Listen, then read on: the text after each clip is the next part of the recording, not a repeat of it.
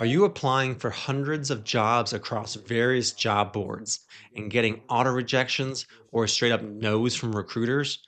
Well, then this video is 100% for you.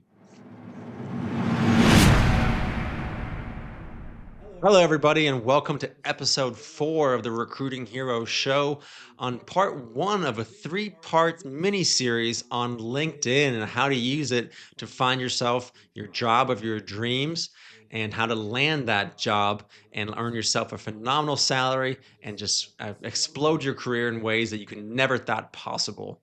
This video today is going to be a really exciting one. I'm going to show you exactly what LinkedIn Recruiter looks like from a recruiter's perspective so you can see what recruiters are looking at when they're trying to find candidates for their open roles.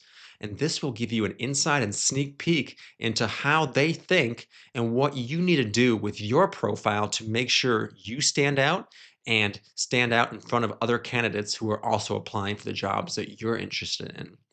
And then stick around for the end of this video because I'm going to be giving away some awesome recruiting hero services that will really benefit you in your job search process. To start the video, of course, please do like and subscribe to this channel so that we can reach as many heroes as possible. And without further ado, let's dive right on in. So, LinkedIn, you may already know, is the world's largest professional networking platform in the world with about 900 million users around the globe.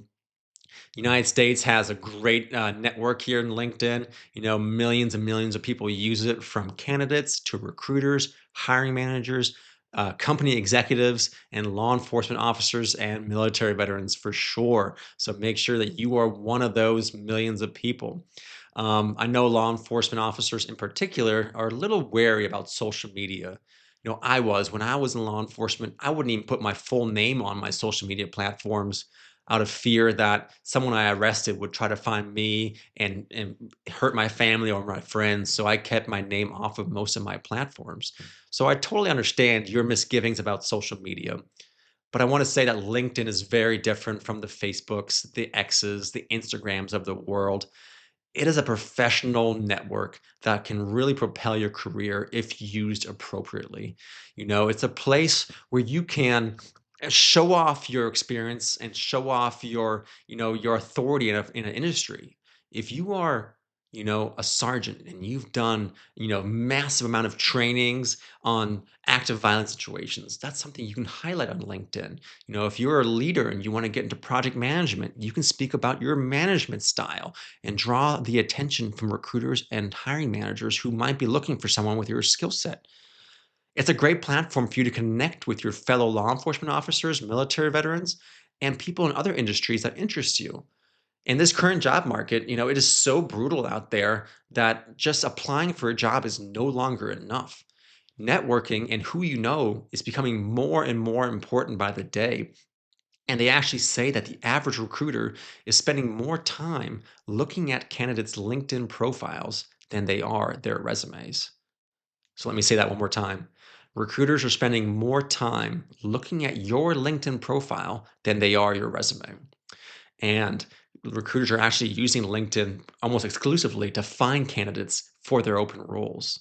Here shortly, I'm going to be showing you my LinkedIn recruiter software and how and what I do to try to find candidates for the companies that we recruit for at Recruiting Heroes.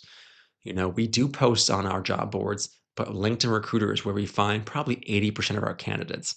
And if your profile isn't set up for success, you will never show up on a recruiter search. Um, it's also a great place for you to learn about opportunities, right? Just simply, LinkedIn is also a job board, just like an Indeed or a Dice or a Monster. You know, it has thousands, if not millions, of job opportunities for you to explore. And what's great is you can go from the job board section and click on the company's name and find out all you want to about a company and learn what their mission is, learn about their people, and then be able to connect with people at their company. So instead of just applying for a job, you can accompany your application with with an individual message to a recruiter or a hiring manager saying, "Hey, my name is Colin. I'm a law enforcement officer. I'm really passionate about the IT industry. I would love to chat with you about your company and this position." You know, some people will ignore you, of course, that's just the nature of the world. but you'll be shocked at how many people will be excited to help you and want to pass on their knowledge. I actually just spoke to one of my candidates who's a law enforcement officer, and he just expressed the same exact opinion just now. It was like 10 minutes ago. He said that it's amazing how many people do want to help you, even if they've never met you before. They are excited to share their knowledge and their expertise. So, using LinkedIn to network with people in your desired industry is key. But I want to now dive into LinkedIn Recruiter so you can see exactly what a recruiter looks like or looks for when he's looking at your profile. All right. So I actually want to show you what LinkedIn Recruiter looks like from a recruiter's perspective. That way, when we dive into how to actually update your profile, it'll make a little bit more sense why it's so important. All right. So this is LinkedIn Recruiter. This is actually my personal account that I use with Recruiting Heroes to source for candidates that our clients are looking for. So let's just say I'm hiring for a company that wants to have a cybersecurity specialist. Let's just say that for an example. So what I'll do is I'll put that as one of the job titles here. And what I can do from here is say whether or not this is a have to have requirement, so must have, or it could be a potential have. But I want to say must have. That's usually my preferred one. And then the next preference is whether or not this is a person's current job or if they've held it in the past. To keep it more broad, I usually like to say current and past. So candidates will have to have cybersecurity specialist listed somewhere on their profile for it to show up in my search. So if you do not have that on your profile, you will not pop up in a recruiter search who's looking for this specifically. Next, is locations. That's a big popular one as well. Most jobs nowadays are either hybrid or fully on site. The remote roles are going away very, very fast. So let's say the company I'm recruiting for is located in Washington, D.C., Baltimore area. So I can click on Washington, D.C., and Baltimore. And it's going to tell me that with these two criteria alone, there are 2.8 thousand people that meet that criteria. All right. And these are the ones that are open to work. So, open to work, you've probably seen it in your profile, and we'll dive into it more next in the next episode when we talk about optimizing your profile. But there are two ways to list that you're open to work. One is the green banner that you've probably seen candidates have on their profiles. Let's see if we can find one on here that has the green banner. So, this gentleman right here, open to work, has the green banner around his profile, right? That's visible to everybody. The other option you've probably seen is for LinkedIn recruiters only. And you may not know what it means, but basically it means that only people who have this software, LinkedIn Recruiter, will see that you're open to work. So this gentleman right here, Walter, he has it listed as only being visible to LinkedIn recruiters. That means that his coworkers and supervisors most likely won't ever see that he's actually actively looking to go somewhere else. All right. But yeah, so that's how I do my initial search: job title and location. But, there's still 2.8 thousand people that meet that criteria, so it's pretty broad. Now, let's say the company wants somebody with an active top secret SCI clearance, right? It's a top secret role. I can click on that as well here. And now that takes me down to just 153 people. All right. And again, these are people that have to have cybersecurity specialists listed in on their profile. They have to show that they're either currently in the Washington, D.C., Baltimore area, or they're open to relocating to that area. And they have to have listed that they have an active top secret SCI clearance. All right.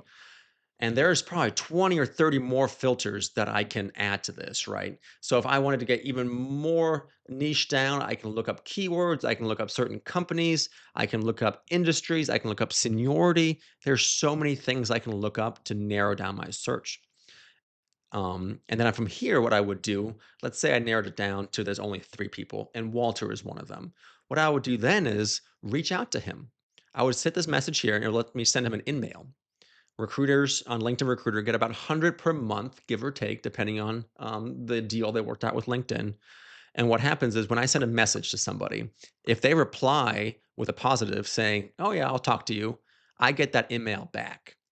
But if I either get ignored or they delete it or they say no thanks, I'll lose that one in-mail, right? So recruiters are trying to be very intentional with their in-mails so they don't run through them all.